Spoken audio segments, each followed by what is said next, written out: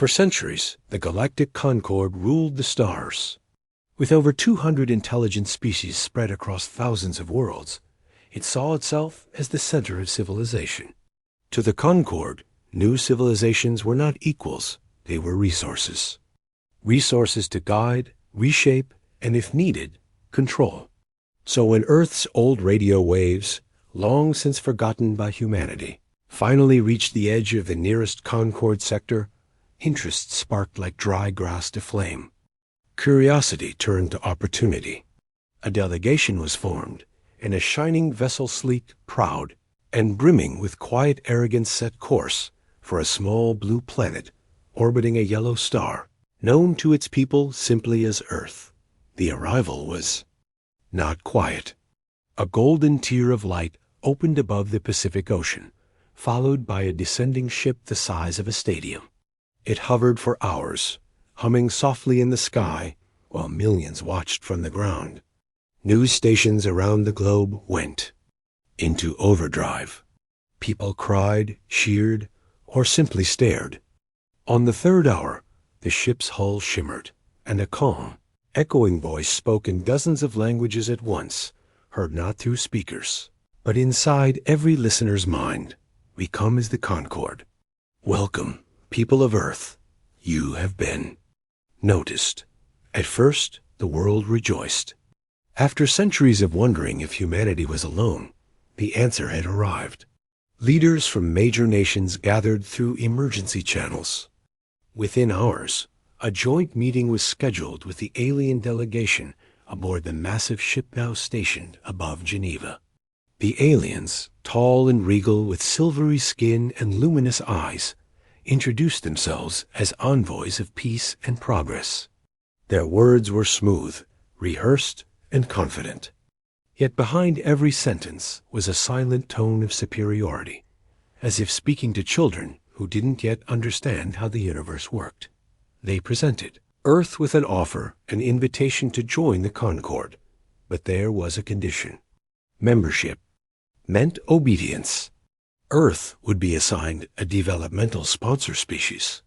Humanity's industries, technologies, and natural resources would be overseen for galactic safety. The Concord would protect Earth in return for full cooperation, control over spaceflight capabilities, and integration into the broader hierarchy. This is how peace lasts, they said. This is how the young become wise. Earth's representatives listened quietly. There were no shouts, no visible anger, no immediate rejection. The President of the United States, the General Secretary of the UN, the Prime Minister of India, and even leaders of isolated nations sat in unity. One by one, they politely declined, not out of pride, not out of recklessness, but out of a quiet, collected belief that humanity's path must remain its own. The alien ambassador, a figure named Orcs, narrowed his gleaming eyes. He seemed almost amused. "Your species is young," he said in a voice both deep and condescending. "You speak of freedom, while not even having left your own system. Do you know how many civilizations refused our offer?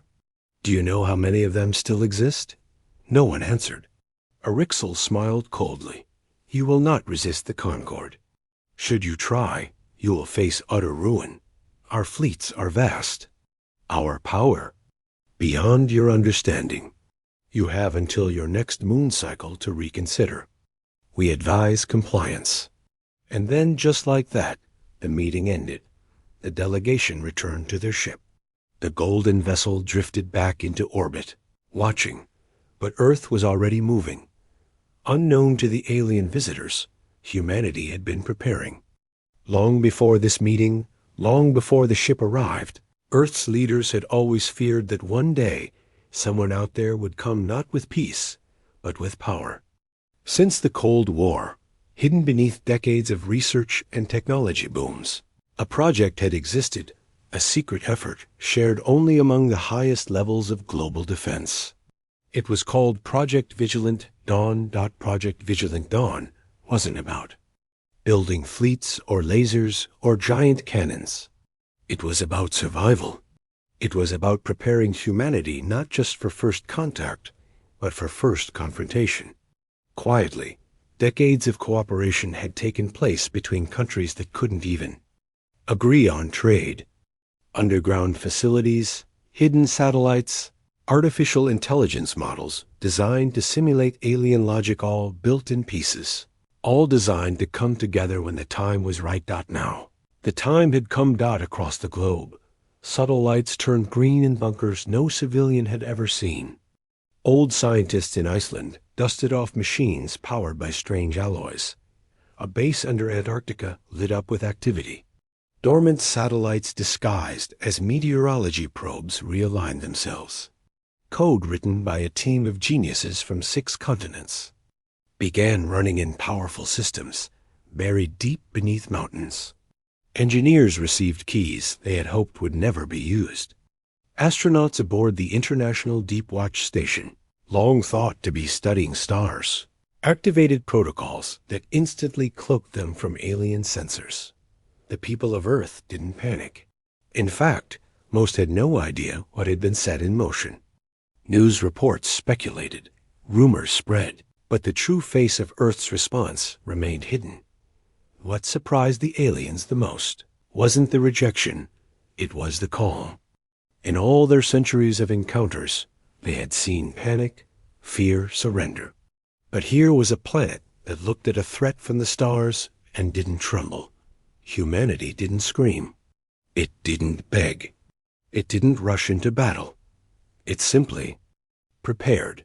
And that quiet preparation, that silence filled with motion, unsettled the Concorde in a way they didn't yet understand. From orbit, Orixel stared down at the world spinning below. "They still have time," he muttered. "They will change their minds." But Earth had already made its decision. And in the shadows of Earth's sky, something vast and unseen had begun to awaken. The Galactic Concorde did not wait for Earth's official answer. They saw humanity's polite refusal as nothing more than a delay, a childish game that could be easily ended with a show of force. Within days, a demonstration fleet, 10 massive warships equipped with the latest weapons and shields, was sent toward the solar system. These ships moved faster than any previously recorded by human astronomers. Their approach detected only moments before they reached the orbit of Mars. On Earth, the sudden appearance of these enormous vessels triggered global alarms. Governments that had spent years quietly preparing for this moment quickly put their secret plans into action. Project Vigilant Dawn shifted from silent readiness to active defense. Far above the Earth's surface, satellites once thought to be simple research tools suddenly revealed their true purpose. Hidden behind layers of stealth technology, they became part of a planetary defense grid, a network designed to monitor, intercept, and neutralize any hostile threats before they could reach the surface. As the Concorde fleet advanced, the grid's automated systems coordinated with precision, using advanced AI developed from decades of international collaboration. Small drones launched from these satellites, faster than anything human eyes could follow, weaving through the void toward the alien ships. The Concorde commanders, confident in their power and technology, were surprised when their first vessel was disabled not by massive cannons, but by swarms of these tiny machines that disabled critical systems silently and efficiently. Communications within the fleet began to falter as one ship after another lost power or control. The second and third vessels were caught in unexpected bursts of energy directed by the defense satellites, disabling engines and weapon arrays in moments. The Concorde's attempt at intimidation turned quickly into chaos. From Earth's command centers, technicians watched as burning hulls of warships, once symbols of power, drifted helplessly, silent and lifeless, in the dark space near Jupiter's orbit. Images were broadcast live to every news outlet across the galaxy, shaking the confidence of many Concorde members who had doubted humanity's capabilities. The humans, once underestimated as a primitive species, with little hope beyond their planet, had revealed a depth of preparation and technological mastery that none expected. Meanwhile, across Earth, the population remained largely unaware of the exact details. But the feeling of awe and fear was palpable. Cities held their breath, watching the skies for signs of the next move. Scientists and military leaders communicated, constantly ensuring that all defenses stayed online and that no further surprises could catch them unprepared. The Concord Council, facing the unexpected failure of their fleet, was thrown into turmoil. Some members called for immediate withdrawal and negotiation, embarrassed by the public spectacle of their defeat. Others, however, hardened by centuries of conquest, demanded escalation, unwilling to admit that a young civilization had outmatched their might so quickly. The alien ambassador, Orixel, faced immense pressure but refused to show doubt. His voice was firm as he addressed the remaining commanders. They have weapons, yes, but no spirit. They will break before we do. But inside, he questioned everything. How had Earth built such defenses in secret? How had they known what to prepare for? The Concord had studied the galaxy for millennia, yet humanity's response was beyond any prediction. Unbeknownst to the Concord, the true strength of humanity lay not just in technology, but in their unity and resilience. Nations that once competed fiercely had joined as one, pooling knowledge and resources. Engineers in Asia worked alongside scientists in Europe and North America, sharing innovations instantly. Ideas flowed freely, without borders, driven by the simple desire to survive and protect their home. This collaboration had allowed humanity to leap forward, building systems capable of disabling entire fleets without a single human casualty. The alien news networks were filled with stunned reports. Commentators debated how a species so young and seemingly isolated could dismantle ships designed to dominate entire star systems. For many, it was the beginning of a new respect for humanity, not just as warriors, but as a force born from determination and cooperation. As Earth's skies settled, the message was clear. Humanity was not a prize to be taken, nor a threat to be ignored. They were a power to be reckoned with, a civilization that had faced the darkness with open eyes and a steady hand. The spark of war had been lit, but the fire humanity would bring was something the galaxy had never seen before. And from the quiet control rooms and hidden bunkers of Earth, the leaders knew that this was only the beginning. The moment the Concord Council officially declared war on Earth, the galaxy seemed to hold its breath. Armadas once scattered across distant sectors suddenly changed course, racing toward the solar system with relentless speed. This was no longer a warning or a test. It was an all-out assault planned to crush the rebellious human species before they could grow stronger. Across the stars, fleets gathered in silent dark spaces between suns, shimmering with weapons designed to destroy entire planets. Back on Earth, the world's leaders gathered beneath the surface in the vast, hidden chambers of the United Earth Command, a secret joint force built over decades. In response to the Concord's threat, they unveiled what had been their best-kept secret, the Orion Initiative. This was no ordinary defense plan. It was a technological marvel, a fusion of the brightest minds and the most advanced machines. Humanity could create AI-driven fleets, ships with minds of their own, capable of adapting to any situation faster than any human commander could imagine, were ready to defend the planet and beyond. But that was only the beginning.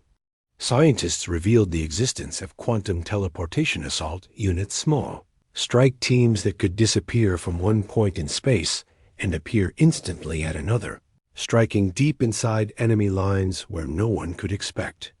Perhaps most terrifying to the Concord was Earth's ability to manipulate gravity and energy through weaponized singularities, tiny, controlled black holes that could swallow entire fleets or collapse shields with deadly precision. The galaxy watched as Earth's forces transformed from a fragile world into a machine of unmatched power, driven not by cold programming alone, but by something far more human: adaptability. This adaptability came from desperation, knowing their very existence was at stake, but also from creativity and unity. Old rivalries were set aside as humanity worked as one. Students in far-off countries sent ideas through encrypted channels. Engineers shared breakthroughs instantly. Philosophers and strategists debated and refined plans to counter every known alien tactic. Every citizen, whether soldier or scientist, contributed to this great effort. The spirit of humanity was alive. In every system deployed, in every code written, in every decision made.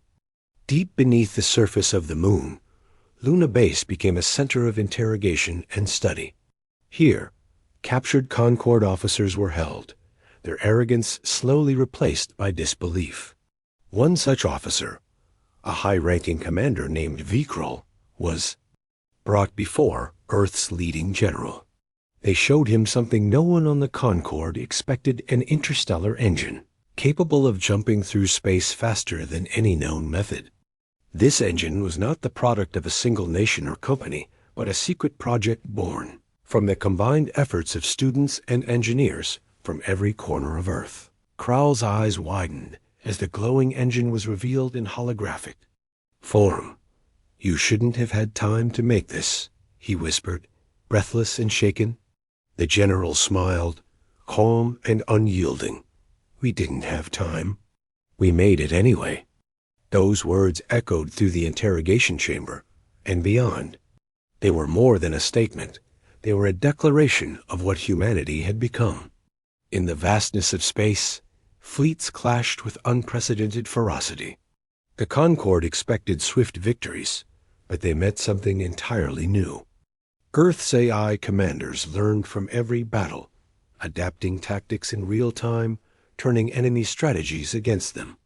Quantum units appeared suddenly behind enemy lines, disabling command ships and communication arrays before disappearing.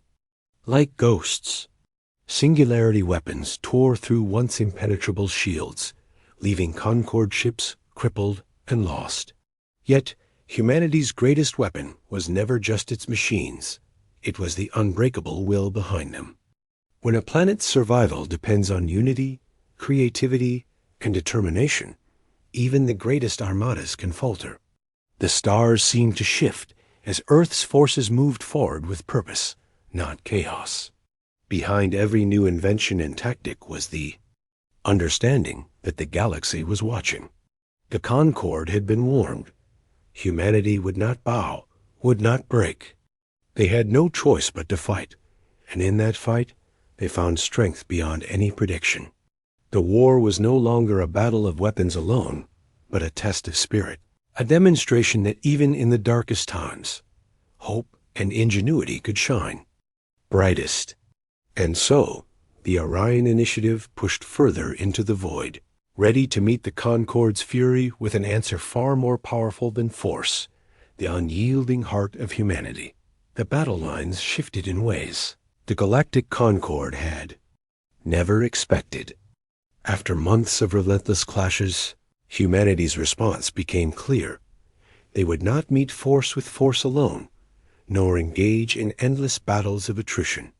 Instead, Earth's strategy was surgical, precise, and silent, striking where it hurt most, dismantling the very foundations of the Concorde's power without losing a single life in the process. From hidden bases and remote stations scattered across the solar system, teams of cybernetic experts and hackers worked tirelessly. Their weapons were not bombs or lasers, but lines of code viruses designed to invade the Concorde's own vast networks, turning the enemy's command systems against itself. Ships that had once seemed invincible suddenly lost control, drifting aimlessly as their crews struggled against invisible enemies inside their machines. Entire fleets disappeared without warning, swallowed by the digital shadows that humanity had cast into the stars. No one saw the attacks coming until it was too late. Concord Stronghold's fortresses, meant to be unbreakable, crumbled from within as human viruses disabled defenses, opened doors, and shut down power grids. Earth did not send armies to conquer planets or take territory. Instead, it dismantled the Concord piece by piece, breaking their will with relentless precision and intelligence. The galaxy watched in stunned silence as a force once considered unstoppable was reduced to chaos and confusion. News feeds broadcast the fall of major Concord outposts, not with scenes of fiery battle, but with strange, silent voids where once proud fleets had existed. The Concord High Council, desperate and humiliated, sent envoys to Earth with messages of negotiation and peace, hoping to avoid total collapse. But Earth's leaders remained silent, choosing instead a different kind of communication. Across every Concord channel, in every language, a simple message was broadcast, clear and unwavering. This is not vengeance. This is your final lesson. Never mistake patience for weakness. This message was not just a warning. It was a statement of humanity's identity.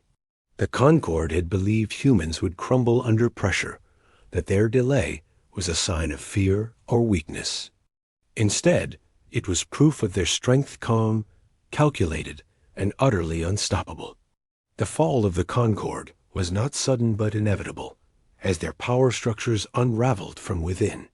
Without centralized control, their remaining fleets turned on each other in confusion, unable to mount coordinated defenses. Earth's asymmetric warfare tactics continued to exploit every weakness, every crack in their armor. The galaxy learned something new that day. True strength was not measured by overwhelming numbers or firepower alone, but by the ability to adapt, to think ahead, and to strike with precision when it mattered most. Humanity, born on a fragile planet and shaped by countless challenges, had mastered this art. And as the Concord's reign faded, whispers spread across the stars of a new power rising, one built not on domination, but on unity, intelligence, and the unbreakable will to survive. Earth did not celebrate. The leaders knew the cost of war, even when it was won. Instead, they prepared for what came next, a future where humanity would no longer hide or fear, but lead with strength tempered by wisdom. The galaxy had seen the fall of the Concord, but it had also seen the rise of something far greater, the enduring spirit of humanity. The war did not end with the clash of weapons or the signing of treaties. It ended with a deep, profound silence that spread across the stars like the calm after a storm. The galactic Concord, once a mighty force controlling hundreds of worlds, simply dissolved into history. Its members, broken and humbled, retreated into the shadows or turned inward, unable to deny the truth that had been carved into their existence by humanity's unyielding resolve. No longer did they see Earth as a threat to be crushed, but as a beacon, a symbol of what could be achieved through unity, innovation, and quiet strength. Freed from Concord domination, dozens of alien species began to flock toward Earth's orbit, not as conquerors or slaves, but as students eager to learn from the civilization that had reshaped the balance of power in the galaxy. These new visitors came with curiosity and hope, carrying their own stories of oppression and dreams of peace. Humanity welcomed them not with arrogance, but with an open hand and a willingness to share. Across the great spaceports that now stretched into orbit, classrooms and laboratories buzzed with activity as humans and aliens worked side by side, exchanging knowledge and culture. Earth became a center for innovation and cooperation, where the scars of war were slowly healed by the bonds of new friendships. The lessons learned during the darkest days, the strength of unity, the power of creativity under pressure, and the importance of standing firm were shared openly, not as weapons, but as foundations for a future where no species would ever be forced to beg for mercy again. In the quiet corners of this new era, stories began to spread among the stars. One such story was of a young alien child who, gazing up at Earth's shining cities, asked her elder, "Why don't we go to war anymore?" The old one smiled softly, eyes filled with the weight of history, and replied, "Because once we asked humanity for war, and they gave us more than we could survive." That simple truth echoed through generations, a reminder that strength need not come from violence or cruelty, but from an unbreakable spirit and a refusal to be defeated. The galaxy would never forget what had happened when they demanded war of humanity. Instead of destruction, they received a force unlike any they had ever known, a force that transformed enemies into allies, fear into respect, and despair into hope. As peace settled across the stars, Earth stood tall, not as a conqueror, but as a guardian of a new age, proving that sometimes the greatest victory lies not in battle, but in the echoes left behind, echoes of humanity.